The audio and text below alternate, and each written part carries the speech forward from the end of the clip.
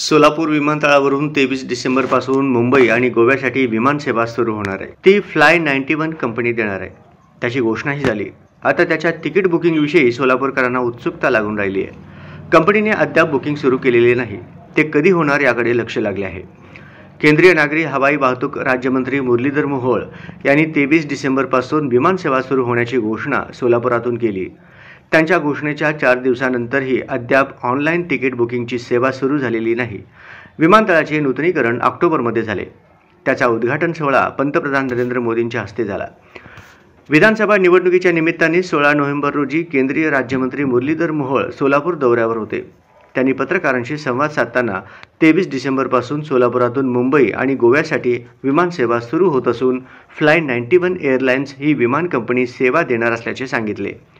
त्यानंतर दुसऱ्या दिवसापासून ऑनलाईन तिकिटाचे आरक्षण बुकिंग सुरू होईल असे सांगण्यात येत होते, परंतु अद्यापही ते सुरू झालेले नाही।